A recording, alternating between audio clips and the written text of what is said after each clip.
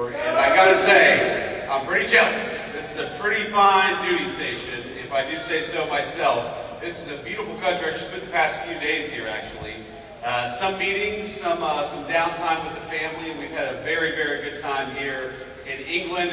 The United Kingdom, of course, is one of our great allies, so I think I speak for all the Pathfinders here. Is that right? And all of the Red Dragon folks as well? When I say that we are proud of the special relationship, and we are proud to work together with our British friends right here at Fairford Base. God bless you all. So, here's a simple thing.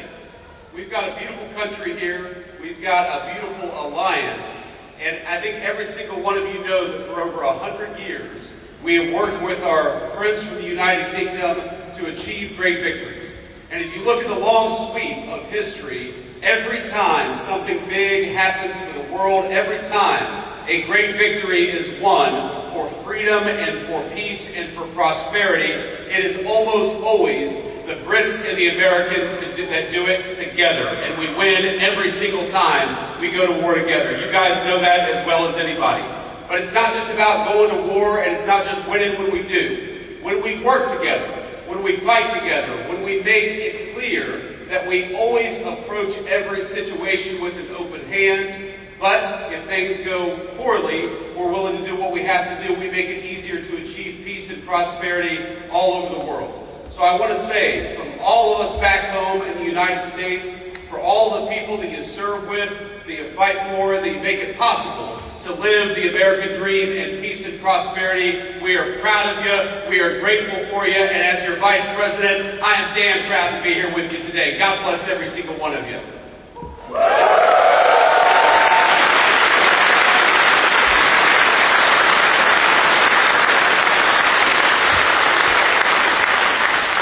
It would be impossible for me to list every single thing that has happened just for this single base over the past 100 years. From World War I to our operations against terrorists in Yemen, the history of this base, of its mission, of all of the things that we've done with our friends from the United Kingdom, is a very, very proud tradition. So I won't try to list everything that we've done, but you guys know the mission, you guys know the story, and you guys know the history. We have done so much with our English friends, with our friends from the UK, and I started I started the week in a place called Chevening with the Foreign Secretary of the United Kingdom, further south in the country, in a county called Kent. And what we did is we worked on one of our most important shared security goals in Europe, which is the end of the war between Russia and Ukraine. The President of the United States came in 6 months ago, and I just talked to him right before I came on the stage, and he said very simply that we are going to make it our mission as an administration to bring peace to Europe once again.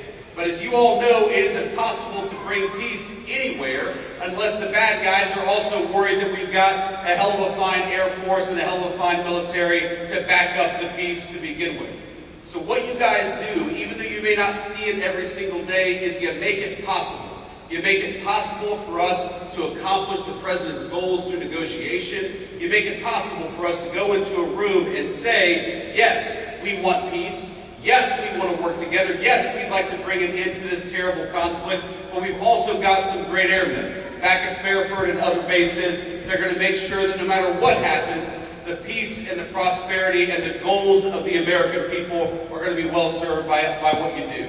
So I think if you look back at the last 6 months, if you look back at the number of lives that we've saved in Rwanda, in the Congo, the President ended a 30-year war there. If you look at what we've done in the East Asia, where the President ended a conflict, in Serbia, Kosovo, where the President has brought peace to that area of the world, and now, in just a couple of days, with the President headed to Anchorage, Alaska, to try to achieve an end to this terrible war in Russia and Ukraine. You guys make that possible. You guys are the reason why we can go into a negotiation with strength. You guys are the reason why we have leverage in these conversations with world leaders, because they know that if we cut a deal, it is backed up by the finest fighting force anywhere in the world.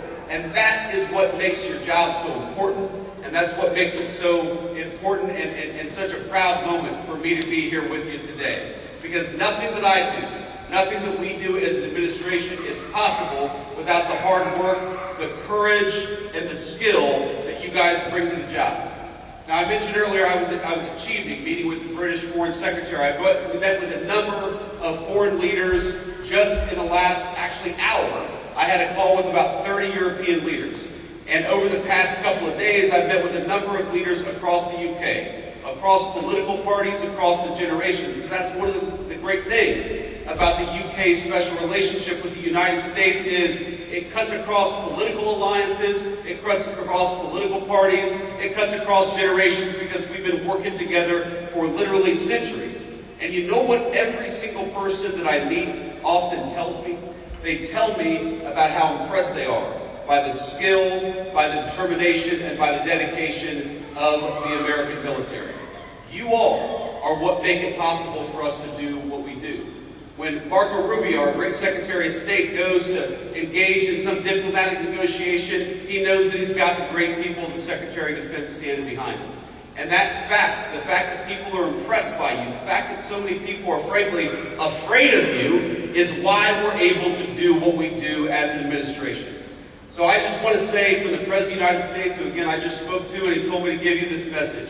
We're proud of you. We're grateful to you. We know that it's not always an easy job. We know there are often long hours, but I hope you know that the peace and the prosperity and the safety of your countrymen depend on you doing a good job, and we are damn proud of the job that you do every single day. God bless you all. Thank you for having your Vice President here in the UK.